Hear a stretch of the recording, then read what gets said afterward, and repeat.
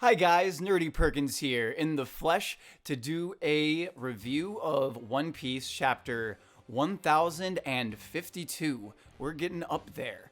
And we also got a big announcement that I think we're going to get one more chapter, so we'll get 1053, and then we will be on a month-long break. I believe we get a new chapter on like the 27th, or like it's in the 20s. The 20s of July is when we get we'll get the next chapter of One Piece after 1053.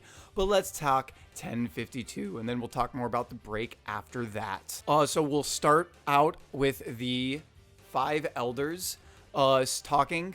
The only, they clearly know the information that has gone down in Wano. They know everything that happened. The one thing that is very interesting that they comment, they are told that Zoe is leaving, and they comment that that means that the borders of Wano are still closed. So it appears that they understand that correlation for some reason in some way. So I am curious to see what exactly that means, and I could be reading too much into it. Maybe they don't, but that is certainly one of the more interesting things at the beginning here. Then we get into the other side of the dialogue, which is the CP0 agents that have not agents one. Only one of them survived and made it to the government ships. And of course he's like, yeah, we'll totally get Robin. Yeah, sure. More on that in a little bit.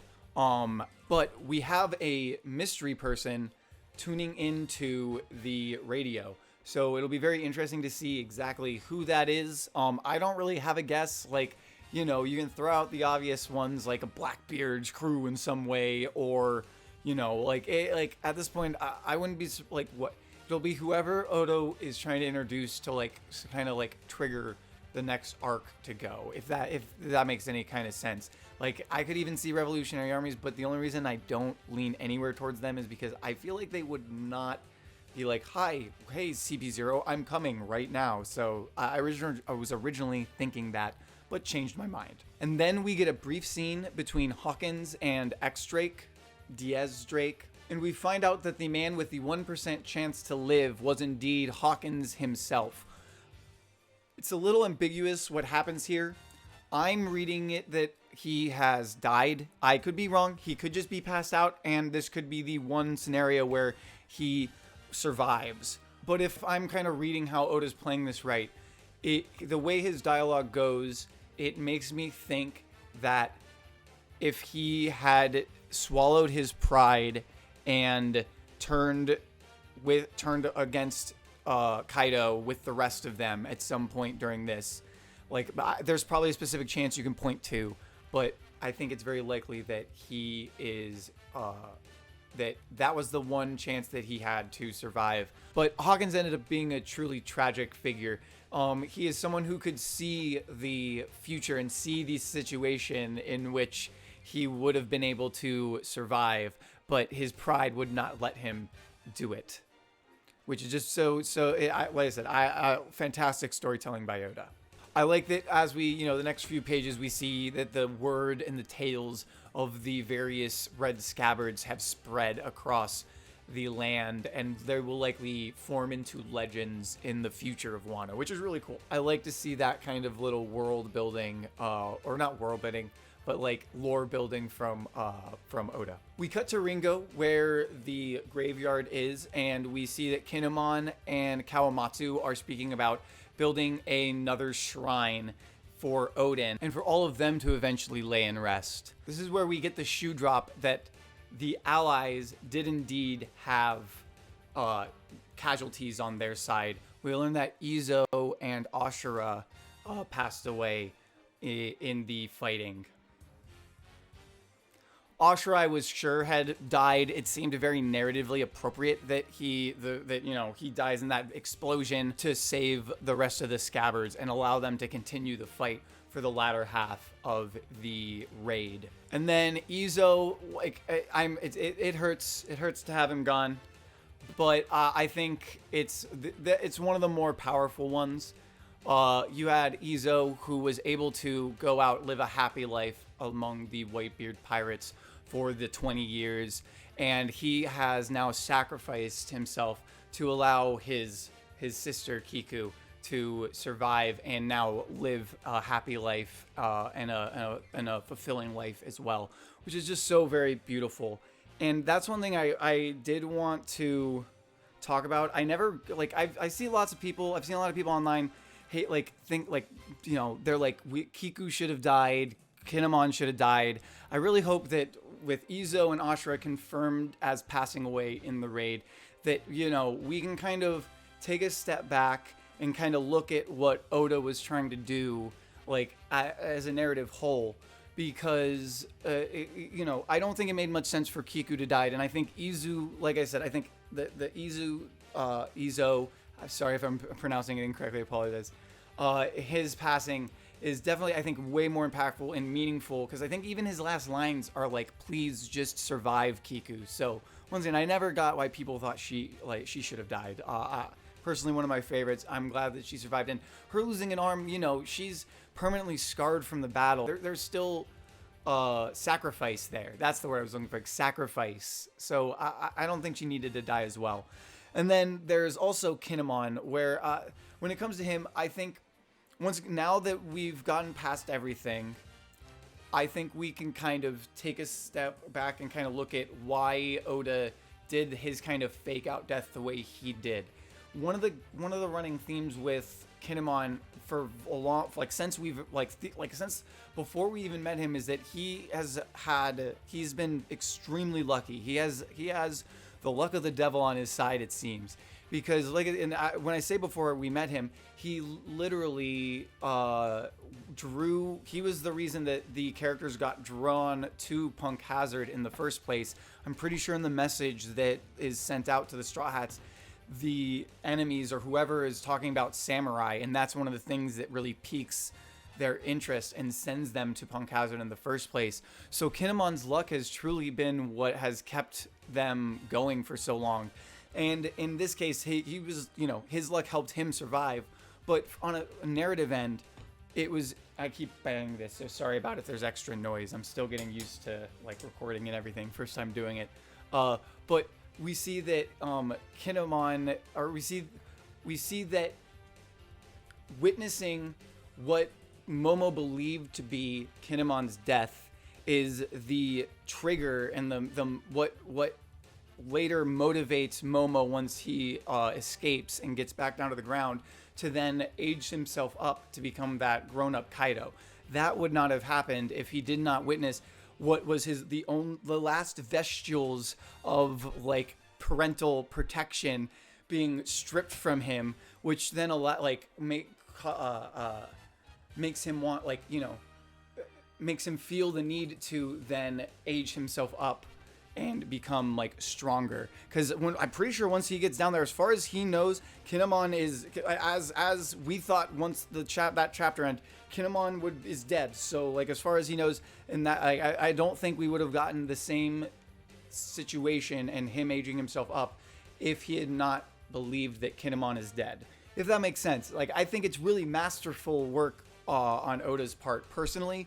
And if some people still have a problem with it, I totally get it. It's, different strokes for different folks. But I think that I think now that we once again have seen the full fallout of the raid, we can kind of appreciate, I hope, that it was truly a momentous battle, honestly. I'm sure there's people who might be coming in saying that they were let down by it, and you're more than welcome to voice your opinions. As I said, I'm not one to poo on other people, but I just noticed that a lot of Kinemon and Kiku, not hate, but wish for their deaths, which isn't like I said, I get if you think that's what should happen, totally, but I'll move on from there. That's something that I had been noticing and wanted to talk about. So we get a button, and then we start getting what I would call fan service, payoffs, all the stuff we've been kind of everyone's been expecting, waiting to see. And I think Oda does this masterfully as well, because, like I said, we're expecting Hiyori to kick Momo in the face, but, we get his response where it doesn't hurt. I'm an adult man. and then it like he builds another gag over top of it, which I think really like sells it, makes it so it's not just like, oh, yep, that's what we were expecting. So we have Hiyori kicking him, and he's like, I'm tough. I'm tough. Don't worry about it. And then he does what we were expecting, where he's going to, oh, they're making fun of me, diving in, trying to get at Nami's breast, and then she punches him. And what I like I said, we're expected. That's, that is almost just the setup for the joke to come, which is Luffy and Zoro being like, yeah, he is tough when Nami hits them. And I, like I said, just love that because, the most dangerous person to Zoro and Luffy, and the person who I believe has hurt them the most is indeed Nami. And we get more payoff with Zoro and Sanji. We get a little. I don't know if you can see it, but my shirt has Hiyori on it. So or not? Yeah, some Kikomurasaki. Some Hiyori love where she says, yes, I cleaned you, Zoro. Don't you love it? And that was great. I loved that. And then the callback to Zoro being like, all right, here we go. I'm going to kill you now to Sanji. Great to see the dynamic kicking off. Really, really fun. I'm super happy that it seems Yamato is going to be joining the crew. If you don't think that they are going to join the crew, I don't know what you've been watching for a while. Like, they've literally said, like, I'm going on that ship when it leaves. So, if you want to, like, think up your way that that's not going to happen, like, you might be right. But I have a feeling it's a lock. The person I want to see is, I'd like to see Carrot. I could be completely wrong. But my prediction here is that if, like, we might see Carrot becoming part of some kind of Zoe, like, contingency under either Wano or the Grand Fleet in some way. But if I had to guess, she won't be formally invited, if you will. And if she is, I would love it. That would be the best situation. But I think you could as easily see a gag where, everyone leaves. Yay, we have Yamato with us as well, new crew member. And then, like, you have Carrot, like, yay, new crew member. And it's just like, wait, but what? You stuck on the ship again. And then at that point, you just invite her. Just because this is my first video on the channel, so I'll mention I've had a feeling she was a kind of a shoo-in in some way, since the Pedro death, because that has proven to be a very important moment. And I think much like how you get a lot of times you get a flashback when you're getting a new crew member. I think instead of getting, we got like a little teeny baby flashback from her, but nothing like substantial. But I think very much Whole Cake Island ended up being the equivalent of her backstory, because she's just a fresh, innocent little baby, and then we see her like mentor being sacrificed. So I think that's kind of cool that, like, instead of, having a tragic backstory, we literally watch the tragic backstory like unfold in front of us. But yeah, if you disagree, let me know. Like, I'd love to hear opinions on Carrot, because, like, I think that is definitely that's the like dark horse to be like, okay, are we gonna get her in here as well? Because I would love that. That would be amazing. I think she'd be a perfect fit, and she has been a really fun addition for a while now. And I like the bath scene for no particular reason. It's just fun. We're gonna move on from there, and we'll go on to kind of the end point here. We have the crews mingling, super fun. Love to see the crews mingle. Love to see everyone interact and everything. Particularly love that Killer is as infatuated as everyone else with the robot. Great. It's perfect. Just a little moment I need. And we get, an unsurprising announcement that it appears that there are new emperors announced. And I thought it was a pretty solid lock, but my brother came in and was like, yes, I look at this cover and these are going to be the 4 new emperors. Not Pone Goat, though. Pone Goat would make a good Yonko, I think. He gets my vote. But he's saying Luffy, Blackbeard, Buggy, and Shanks, which I have no idea why he got Buggy from it. I'll have to ask him again later, or maybe he'll comment down below or something. But yeah, I think, and because it's calling the new emperors, so I'm curious what the Japanese is, and everything. But my guess is we're gonna have Luffy because he was already like basically an like a pseudo emperor. So we'll have him, Blackbeard, Shanks, and I think Law and Kid will likely both join. So I think we'll have 5 of them. Though who know, I could be wrong, and maybe like either Law or Kid. Maybe Kid gets the seat and Law is treated as an underling of Luffy. I could see that happening, but I think it's gonna be all 5. So you see the bounties. I have no guess for that. It's gonna be higher. They're going to be higher than the amount that was previous. That's my prediction. I see if I'm right. I'm interested to see if like what Apu has said, like so what the story is, if you know what I mean. I'm curious to see if Yamato is already being reported as like a Straw Hat member because Apu just like it's been long enough. He's heard them talk about it enough. But then we have Green Bull coming, and that's big. We're finally gonna get to see Green Bull, like the last of these new admirals. So I want to see what he's got going on. He has a flower that he's using to fly. So the guess that most people had at in the Reverie that he is going to be a sorry, losing my voice from doing a lot of videos and also at work. But anyway, he has a plant ability. Everyone guessed it when he first appeared. That's all I was trying to say. It'll be very interesting to see what his role is here. Is he going to be more of a Kuma at the end of Thriller Bark coming in and, kind of throwing wrench in things? Or is he here as perhaps maybe some kind of, he's trying to open negotiations between the world government and Wano because they appear to know that Wano is still closed and that they cannot do an assault, at least based off of what we saw in the opening. So, I don't know.